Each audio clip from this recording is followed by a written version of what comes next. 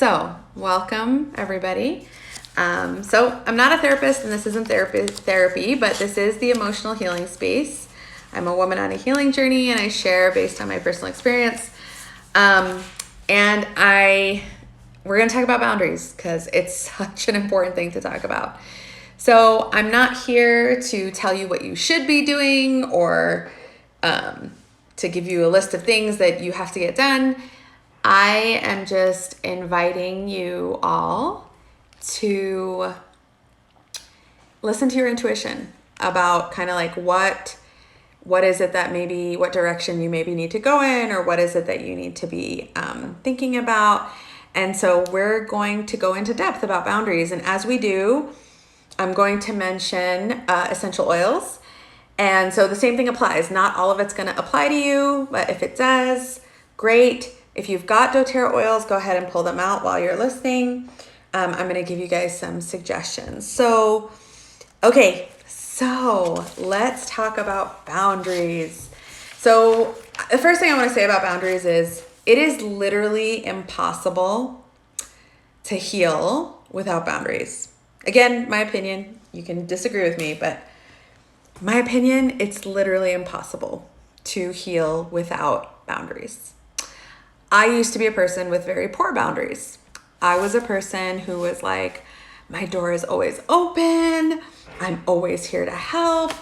I can always, do everything for you. And I thought that being that kind of a person was loving and generous and kind and, true to my values. But the truth is, underneath, I was anything but loving and kind. I was burnt out. I was resentful. I was drained. I was exhausted. I was burnt out. And so I have shifted from being my door is always open person to my door is open when I decide to open it. And I'm intentional about opening it. And the really beautiful thing about that is that when my door is open, it is wide open. And I'm able to be the things that I value. I'm able to be loving and good and kind and generous and honest to my fellow human beings in a way that I wasn't able to before. And so I'm going to say something that can be potentially triggering. I know it was for me when I first recognized this about myself and my life with boundaries. So all the time that my boundaries were weak or non-existent, where I was just willing to give my time, energy, space to anybody who needed me, right? I had to face a really painful truth, which was this. It wasn't love that was motivating me. And that was hard because that's what I thought all along. Like, love is motivating me, and this is why my boundaries are poor, because I am motivated by love. I mean, I didn't articulate that my boundaries were poor, but that's why. But love wasn't at the core of my actions. There were two things that were at the core of me having poor boundaries. One was poor self-worth. I thought I was earning my worth by doing everything and being everyone for everybody else. And then the other thing was distraction. Being like helpful and overly involved in everyone else's life was a great way to distract me from the work I needed to do on myself. And so last week we talked about self-love, and that was intentional. We talked about self-love before we talked about boundaries because they're integral. They are very, very close. Yes, boundaries are your way of showing the world that you care about yourself and your own well-being. Absolutely, 1,000%, Donnell. And so deepening our self-love, in order to deepen it, we have to learn how to have boundaries. And I say learn because boundaries require skills, and these are skills that we don't necessarily learn growing up. In fact, sometimes we learn the opposite, and we'll talk more about that. So I had to practice how to set boundaries. And I want to emphasize that word practice because boundary setting is a practice. It is actually a practice, meaning that you have to try it You get better at it as you keep trying it. Your skills get better. And so last week when we talked about self-love, I talked about how self-love is built the way that genuine, deep love is built in any relationship over time, right?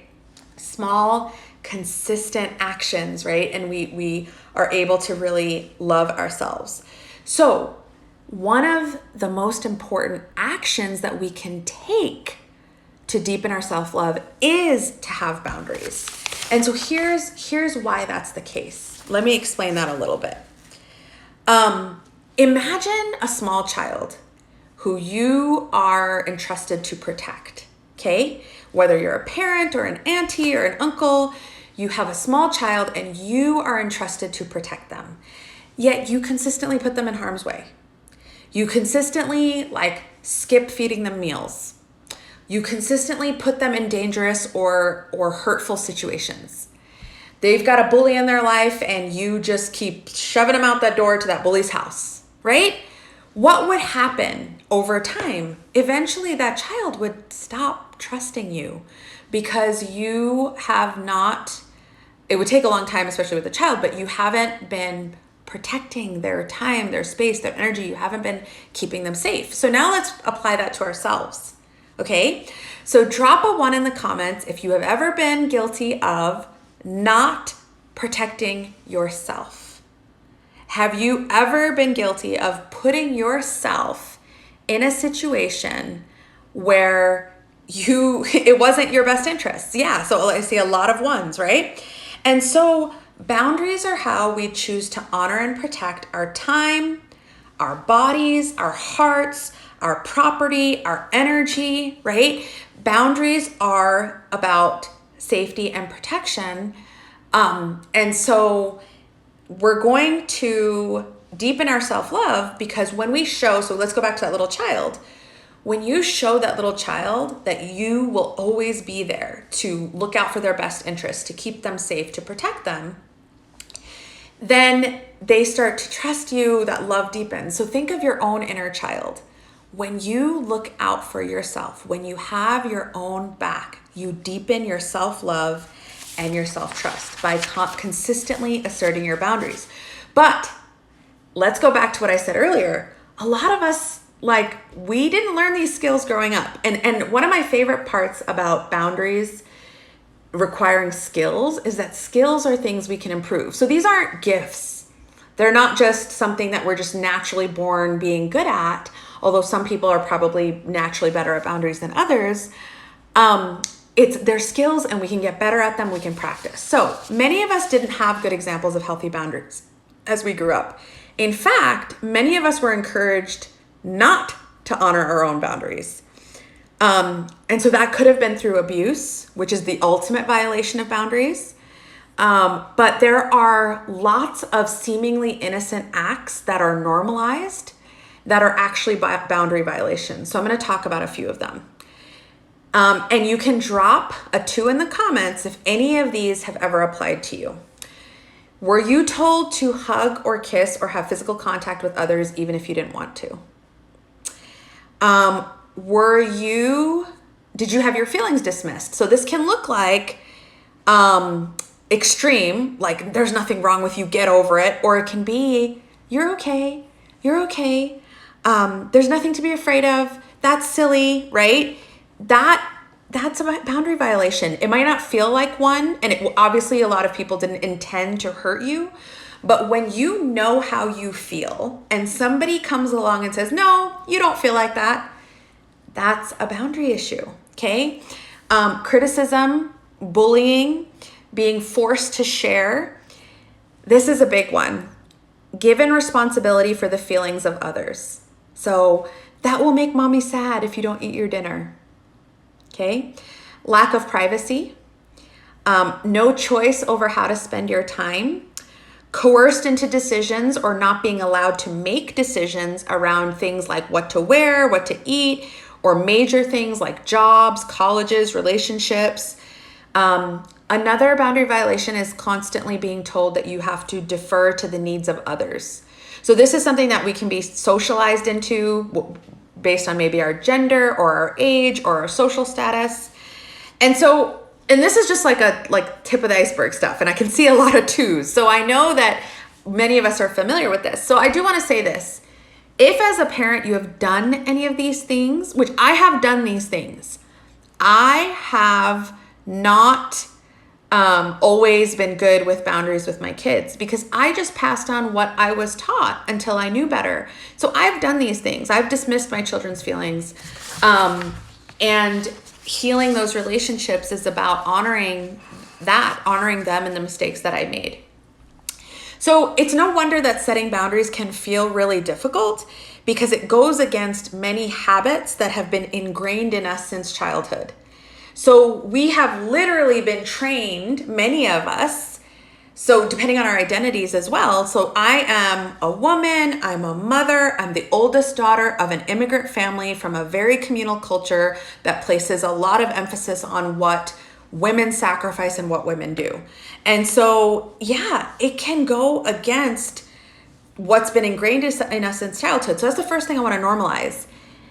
It's totally normal for it to be awkward and feel weird to set boundaries and to feel scared of it. It requires skills. So the old way of being is deeply embedded. It's going to require time and consistency to change. Be gentle with yourself and recognize that healing is cyclical. It takes time and consistency to become really good at boundaries, but I promise you, you can. If I can go from being like this boundaryless woman to who I am today, you can shift this, I promise. So let's talk about the skills. So here are the skills we need. We need to know how to discern our boundaries, how to even know what do we want, what do I need in this moment. So that's a skill. And I want to point that out because sometimes we might think that that's just normal, but not everybody knows what they need and want, especially if we've been socialized to constantly put aside what we need and want. And if, over time, if you're constantly being told that what you need and want doesn't matter, then eventually you're going to become numb to it. So figuring out what you even want in the first place. Second, how to communicate them assertively, how to communicate your boundaries. And we're going to talk about assertiveness next week, but that's a skill. How to respond to feedback. Ooh, I'm thirsty. How do you respond to feedback? Because boundaries often mean pushback. Drop a 1 in the comments if you've ever set a boundary only to be immediately set with pushback from the people you set boundaries with. And so responding to feedback also means evolving our boundaries. Boundaries don't always stay the same. Sometimes we need certain boundaries for our healing, and those change and evolve in either direction as time goes on. So, discerning boundaries. Some of the most helpful oils in this process are the oils of self-love, self-compassion, and self-acceptance. So rose for divine love, magnolia for compassion, and bergamot for self-acceptance. So you might know what boundaries you need to set. You may not. It can take time to discern. And this is where, again, self-love builds self-trust. And what happens with trust? We start to open up, right? Think about the relationships you're in where you really start to have a deep trust with people, right? You start to open up. You start to talk about like your deepest, feelings and all of that kind of stuff. If we continually betray another person, they'll lose trust in us and hesitate to communicate our needs. So do you see how that might be why you don't know what you need? Because maybe when you told yourself what you need, your inner critic or your inner bully shoved you down and said like, oh, that doesn't matter, forget that, right? So again, here are some things to consider. If you struggle with this skill of discerning what your boundaries are, here are some things that can help. Spend time deepening your relationship with yourself. Get to know yourself. Take yourself out. Stay in. And spend time in silence and in stillness with your own thoughts. Figure out your preferences, especially in areas where you have allowed other people to dictate theirs. So this can be simple. Like if you go out to eat and you don't really order what you want, that's a place to practice. Order what you really want. Here's a good indicator. You may not know what boundaries you want to assert, but if you feel frustrated or resentful in a relationship, that is a great indication that you need boundaries. So drop a 2 in the comments. If you can think of a relationship in your life where you feel frustration and resentment, where you feel when you don't want to answer the phone when they call, when you do interact with them, you feel overwhelmed, you feel frustrated, you feel resentful, right? That is an indication that there's a boundary needed there. I don't know what that boundary is, but your intuition does. Shoulding on yourself, oh, I should do this, oh, I should do that, can be an indicator of boundary issues. When you find yourself saying, oh, I should, figure out why. Figure out what that's coming from. Okay, tea tree oil is the oil of energetic boundaries. Drop a 1 in the comments if there are particular people that you interact with that feel like energy vampires. Here's what I mean by you're around them and you feel drained and exhausted almost immediately. As soon as you're interacting with them, you feel drained and exhausted, and especially when the interaction is over, you feel like, right? Okay, I see some ones. So tea tree oil is extremely helpful for this while we're learning how to assert our boundaries. Use tea tree oil up the spine. You can use it in your elbow creases. You can use it on the top of your head. It is an amazing oil to protect yourself like a shield from somebody who kind of sucks the energy out of you. People may or may not know that they're energy vampires. So this isn't like a condemning people for being this way. I am sure that I have been an energy vampire to other people in my life, right? So use tea tree before interacting with people that tend to take advantage of you, who you feel drained around, or who are emotionally toxic to you. An affirmation you can use when you use tea tree is, I have strong boundaries. You can also use On Guard, the oil of protection. This is a great oil to use when you feel vulnerable and are manipulated. So drop a 1 in the comments if you have now or have ever had interactions with somebody where instantly, as soon as you're interacting with them, you feel like like a loss of power. You feel like, oh gosh, they're gonna make me do something, right? They're gonna convince me to do something, right? On Guard is amazing for that. Yarrow Palm is the oil of energetic safety. So this is really great when you feel unsafe, energetically weak, you just feel overwhelmed. So you're going into a situation where you know you need to kind of like have your own back, but you already feel just overwhelmed. Yarrow Palm and the affirmation, I am safe, is great. Okay, so the next skill is communicating boundaries assertively. We're gonna deep dive into that next week, but I do want to mention a couple things about this. So I have a question for you. Sometimes you need to consider when you feel resentful, okay? So think to yourself of a time in your life where you have felt resentful. So I'll give you an example. I used to feel hella resentful about washing the dishes. Like it pissed me off. Like I'd be washing the dishes like angrily, like, you know? And here's the question I want you to consider. Am I actually communicating my boundaries, or do you just expect people around you to get it? So I was actually expecting people to read my mind. Like I was expecting people to read my mind and to just know that, of course I didn't want to wash the dishes. I cooked all the food and I have been doing whatever all day. I was holding people accountable for things I never actually communicated. So that's a good question to ask yourself. Am I holding people accountable for things I have never actually communicated? And is that fair? Okay, so something to consider. If you feel a fear of speaking up, lavender on the throat chakra is amazing, just to help us kind of open up and speak our truth and stop being, especially if we were raised to not be seen or heard, it can feel really weird to speak up and say what we need to say. Spearmint is the oil of confident speech. So if you're afraid to speak up because you feel like you just won't find the words, spearmint is really great for that. If you are afraid of speaking up because you feel like if you speak up and share your truth, you will lose people. So drop a 2 in the comments if you've ever felt like that. You didn't speak up because you were afraid that this person would drop out of your life, right? I've felt that way before. Wild orange is an amazing oil for that. It's the oil of abundance and helps you recognize the abundance in the world around us. Okay, so again, deep dive on that next week. So responding to feedback. Okay, this is a good one. So we've discerned our boundaries, we've communicated them, and we get pushback. Here's the first thing I want you to know. Pushback on your boundaries does not mean your boundaries are wrong, okay? This is a normal thing. So we finally we decide, okay, these are my boundaries. I'm going to communicate them. And then we immediately get pushback. We get people who are upset with us, who are angry with us.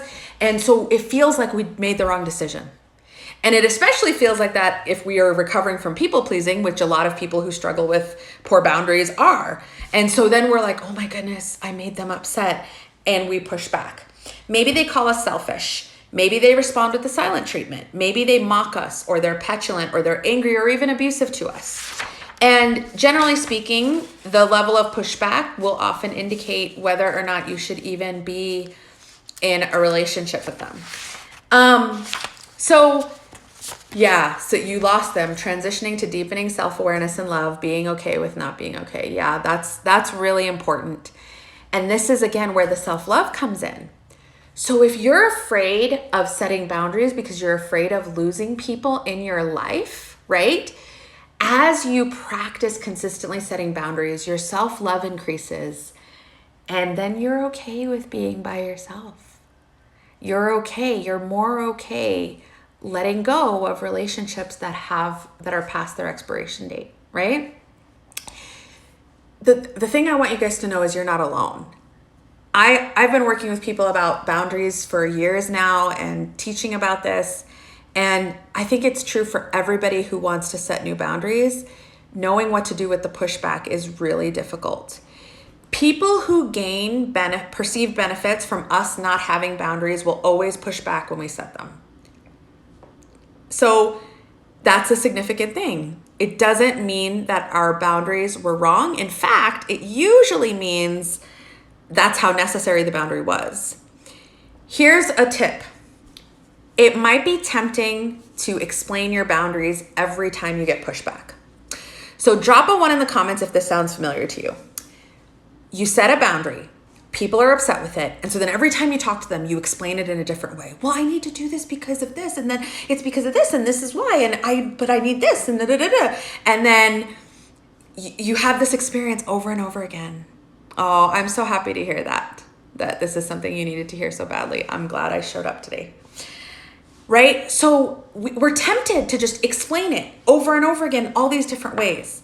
Drop a 2 in the comments if you've ever done this. Have you ever tried to explain your boundary in 30 different ways to try to get someone to understand? And then you're tired and exhausted every time, because the whole point of boundaries is to preserve our resources, our energy, and our time and our space. And then we just drained it all away trying to explain to somebody. So we're so tired that it just doesn't feel worth it. And then sometimes that leads us to just eliminate the boundary and we're back to where we were. Hi. So here's why my favorite method for responding to pushback is the broken record. If you choose to, you can explain initially the reason for your boundary. You don't have to, but if you want to, you can. And then come up with a broken record and directly and calmly repeat the broken record statement 1 or more times and remove yourself from the situation if the boundary is not honored. We're going to talk more about this in assertiveness next week. So some oils you can use. Clove is the oil of boundaries. This is really good when you feel like a victim, you feel dominated by others, you feel codependent or controlled. And a great affirmation to use with clove is I am empowered. Another really great oil is cassia.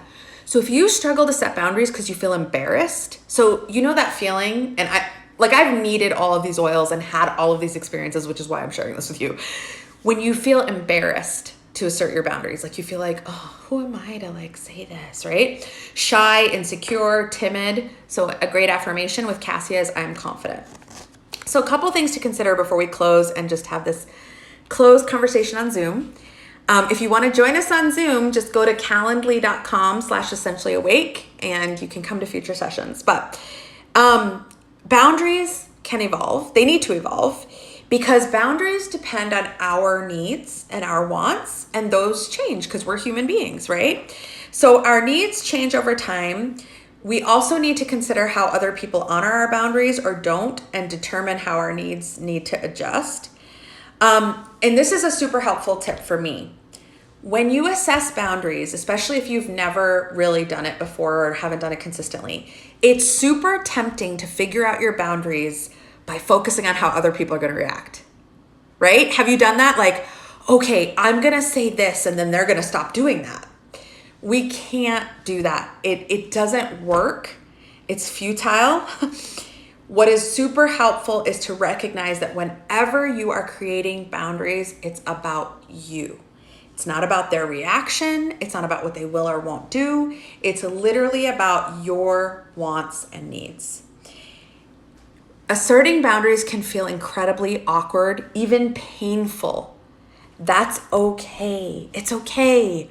We've all of us who have like been evolving in this journey have been there where it's awkward and painful and just to set boundaries. The brain is super powerful.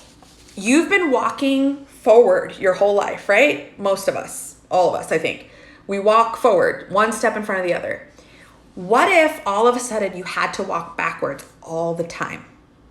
It was like a law. Aliens came and took over the planet and said everyone has to walk backwards or they're will be tased or something. I don't know. Here's the thing. I know that sounds crazy, but let me bear with me. Here's the thing. Because the human brain is so remarkable and so resilient, we could learn how to walk backwards. We totally could. We could learn how to walk backwards for the rest of our lives. We totally could. But we're probably going to mess up sometimes. And we're probably going to forget and walk forwards. And so when you apply that to boundaries, if you've spent your entire life boundaryless, if you've spent your entire life with weak boundaries or subjugating your own needs and wants for the needs and wants of other people, if you've spent your whole life giving away your time and your energy and just consistently doing that, it's gonna feel weird when you have to do things differently. And so, but remember how amazing your brain and your spirit are and how resilient they are and how practice can really create such a powerful shift.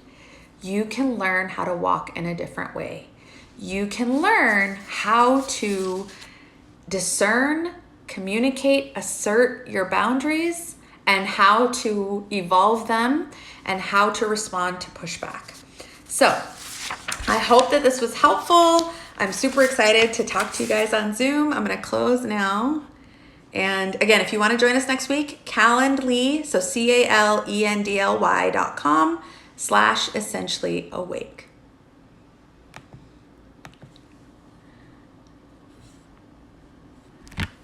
Okay.